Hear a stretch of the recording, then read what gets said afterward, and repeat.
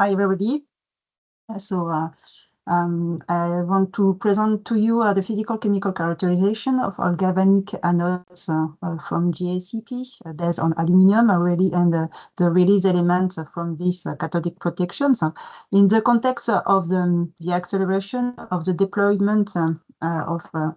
the offshore wind farm in European waters, as said Mathieu before, the use of anti-corrosion protection systems will intensify. So among these systems, anti-corrosion coatings and cathodic protection are usually applied to protect the underwater metallic structure along the piles. And GACP is usually chosen as cathodic protection by using galvanic anodes. So to remind, to prevent the corrosion of the metals in the to prevent the corrosion of the metal, iron of the steel, an electric current is created by the circulation of electrons on the metallic surface and ionic species of seawater. Following both reactions, the oxidation of the anode, also called the anodic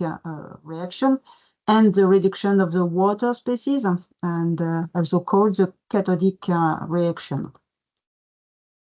Here you can find an anode immersed fixed on a pile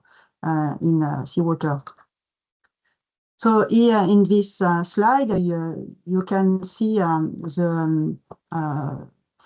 we can consider that the GACP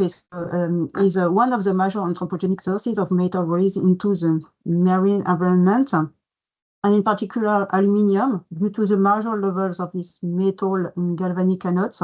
In this table, you can see the massive composition of an aluminium-based galvanic anode, and in the 8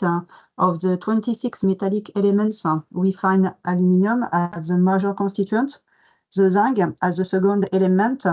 of this composition, and other trace elements such as iron, bismuth, manganese, indium, which is induced the activation of the anode. So the dissolution of the anode in aluminium, based in aluminium, starts by the change of the metallographic state of the solid, the anode, to a crystallographic state with the formation of the oxide products at the surface of the anode. So the anode is recovered by this oxide deposit, rich in the different constituting the anode, and the dissolution, the dissolved elements are diffused in the pore water of this deposit, and some of them are released in the surrounding seawater and can diffuse in the different compartments of the environment. Released dissolved trace elements also can interact with living organisms such as phytoplankton cells, with the dissolved organic matter present as organic ligands in the seawater column, and suspended matter here that we can find in suspension in the column of the water. In the short term, the particulate fraction will become part of the sedimentary compartment after sedimentation of these particles, and the transported elements with this can be absorbed by on the suspended matter will enrich the sediment in the long time, during the long time of this diffusion. And they can interact with benthic organisms. It's a possibility after a long time. So trace elements, trace metallic elements can be transferred into different compartments of this environment and can interfere with the different living organisms of these compartments, so in the water columns and the sediments particularly. It is also important to study these compartments and to understand the transfer mechanisms of these cross metals released from aluminium-based GACP in a perspective to confirm the biogeochemical cycle of aluminium proposed by Tria here et al. This is the first came proposed in literature, and you can find the distribution of this element, which is not easy to study because it's got a non-conservative behavior when it's released in the seawater, so it can interact chemical, it can engage different chemical interaction with the different physicochemical parameters of the seawater, and react to get different chemical forms and integrate in the long term via its a particulate form the sediment, and interact with the different living organisms all along this transportation. So ECOCAP, the works performed and the objective, as reminded Mathieu in the ECOCAP project, was to study the interactions between aluminium and marine organisms through a series of ecotoxicological laboratory experiments to assess the impact and the effect of these elements released in the water column, and especially in the dissolved fraction of the column water, the water column. Transfer and effect was studied with this series of post-toxicological experiments, and results in next will be present by Mathieu, will concern only the aluminium the enrichment of the column of the water by aluminium performed from a salt, chlorine, aluminium chlorine, and not from the aluminium GACP, because results will be will refine the risk index in this the risk analysis was sorry the results was refined, the risk analysis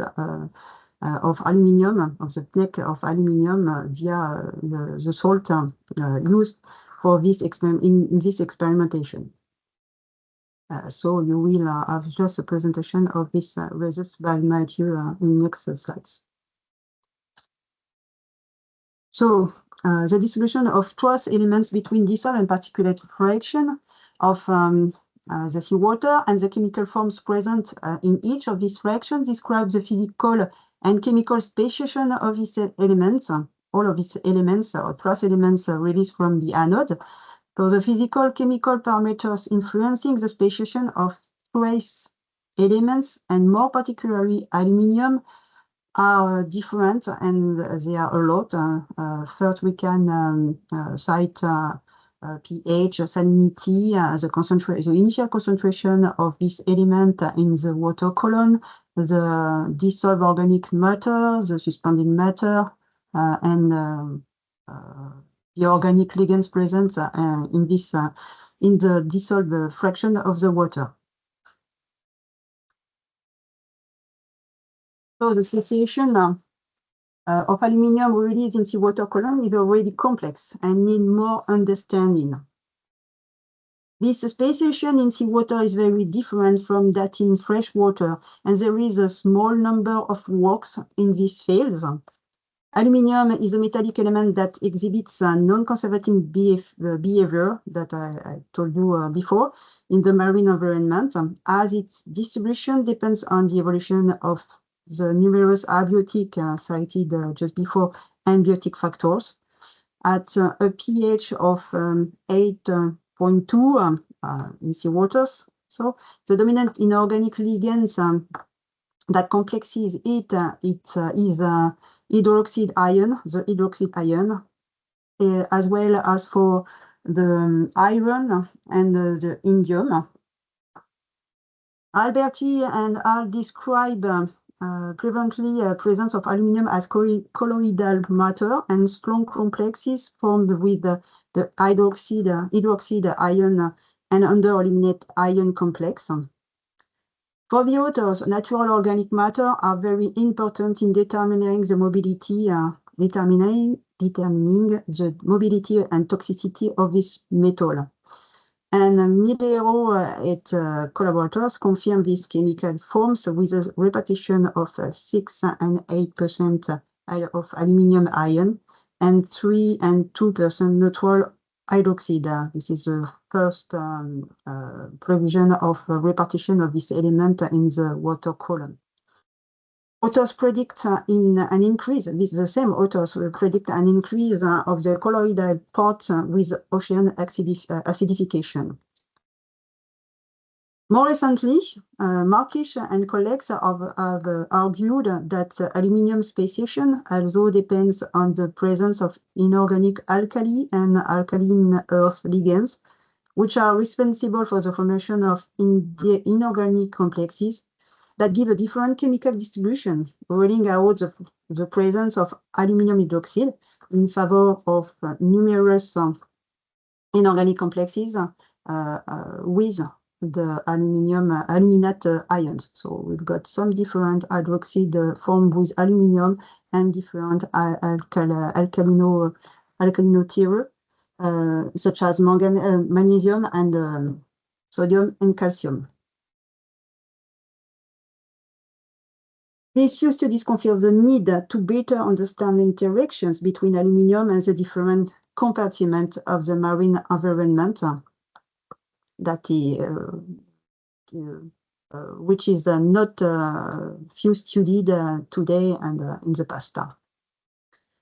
The results obtained with the ECOCAP project suggest so that we need to understand the interaction of aluminium GFCP element with the suspended matter, organic matters, and their bioavailability.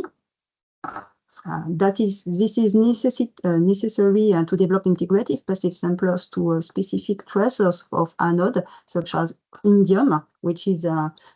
composes the galvanic anode,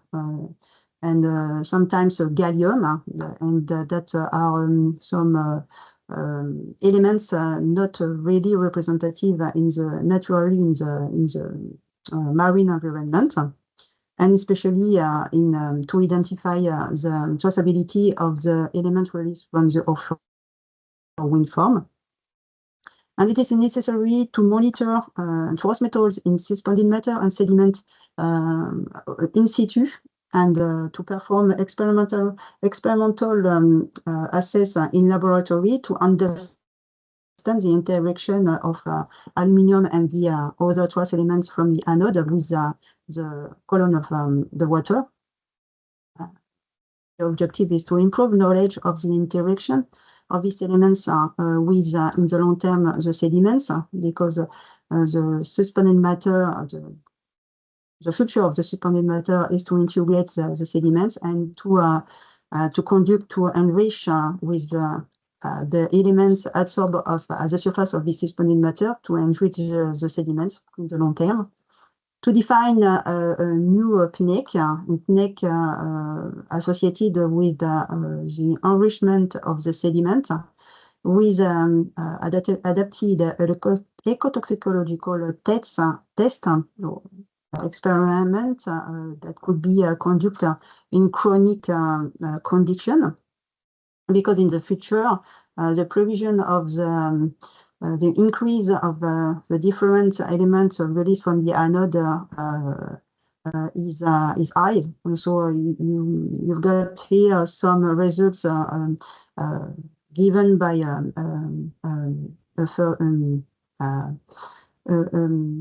a study from Watson and collaborators in this year that predicted an increase of 9 to 12 times of concentration of aluminium zinc in indium in the seawater impacted by the implementation of the offshore wind farm in Europe for 2050 year. So thank you for attention.